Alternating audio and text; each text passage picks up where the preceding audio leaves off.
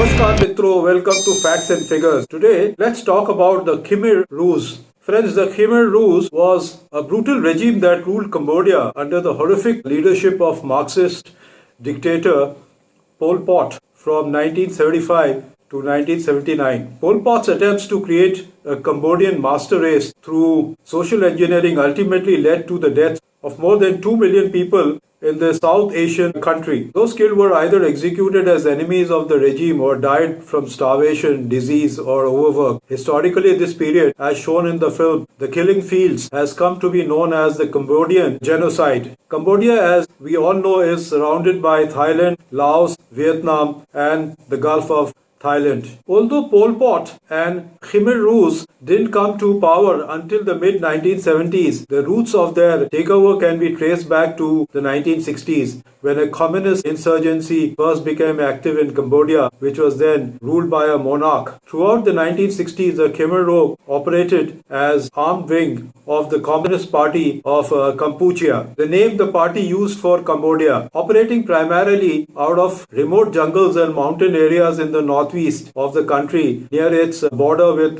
Vietnam, which at that time was embroiled in its own civil war. The Khmer Rouge did not have popular support across Cambodia, particularly in the cities, including its capital, Phnom Penh. After the 1970 military coup that led to the ouster of Cambodia's ruling monarch, Prince Norodom Sihanouk, the Khmer Rouge decided to join forces with the deposed leader and form a political coalition. This was because the monarch had been popular among city-dwelling Cambodians, and through this coalition, the Khmer Rouge began to garner more and more support of the city-dwelling Cambodians. Friends, for the next 5 years, a civil war between the right-leaning military which had led the coup and those supporting the alliance of Prince Norodom and the Khmer Rouge raged in Cambodia. Eventually, the Khmer Rouge side seized the advantage of the conflict after gaining control of increasing amounts of territory in the Cambodian countryside. So they won the war. In 1975, Khmer Rouge fighters invaded Phnom Penh and took over the city with the capital in its grasp. The Khmer Rouge had won the civil war and thus started ruling over the country. Notably, the Khmer Rouge opted not to restore power to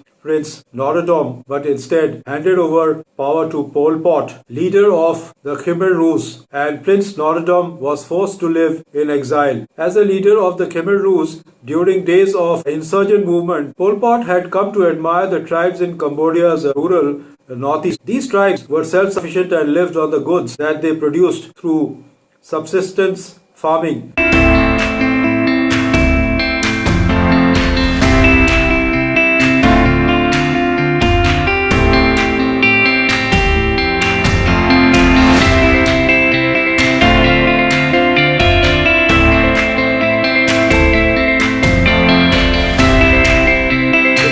Felt were like communes, and in that they worked together, shared in the spoils of their labor, and were untainted by the evils of money, wealth, and religion. The latter being the Buddhism quite common in Cambodia's cities. Once installed as the country's leader by the Khmer Rouge, Pol Pot and the forces loyal to him quickly set about remaking Cambodia, which they had renamed Kampuchea, in the model of these rural tribes with the hopes of creating a communist-style agriculture utopia. Declaring 1975 as year zero in the country, Pol Pot isolated Kampuchea from the global community. He resettled hundreds of thousands of the country's city dwellers into rural farming communes and abolished the country's currency. He also outlawed the ownership of private property and the practice of religion in the new nation. Workers on the farm collectives established by Pol Pot soon began suffering from the effects of overwork and lack of food. Hundreds of thousands died from disease, starvation, or damage to their bodies sustained during back-breaking work or abuse from the ruthless Khmer Rouge guards overseeing their camps. Pol Pot's regime also executed thousands of people it had deemed as enemies of the state. Those seen as intellectuals or potential leaders of a revolutionary movement were also executed. Legend has it that some were executed for merely appearing to be intellectuals because they wore glasses and were able to speak in a foreign language.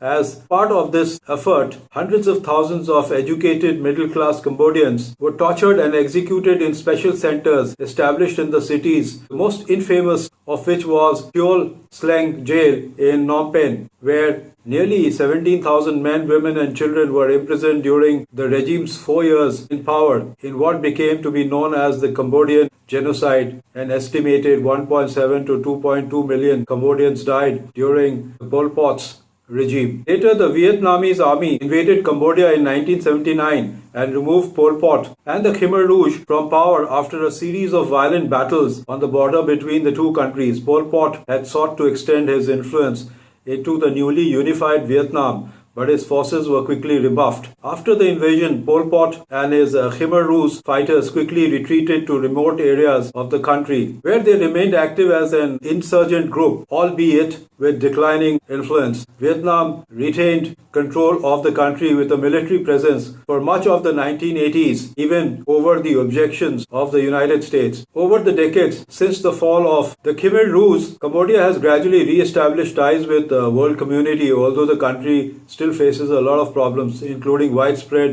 poverty and illiteracy. Prince Norodom returned to govern Cambodia in 1993, although he now rules under a constitutional monarchy. Pol Pot himself lived in the rural northeast of the country until 1997, when he was tried by the Khmer Rouge for his crimes against the state. The trial was an eyewash, of course, and the former dictator died while under house arrest in a jungle home. Since he had died in a jungle house, his body parts were sent for DNA testing. The stories of the suffering of the Cambodian people at the hands of Pol Pot and the Khmer Rouge have garnered worldwide attention in the years since their rise and fall, including through a fictional account of the atrocities in the 1984 movie The Killing Fields. What is more disturbing is this great crime was committed in the 1970s, when the world had developed and the world had become a lot more civilized. This crime was committed around that time. That's all I have for today, friends. Coronavirus reminds me of this filthy dictator Pol Pot. Stay at home, stay safe, goodbye, and see you next week.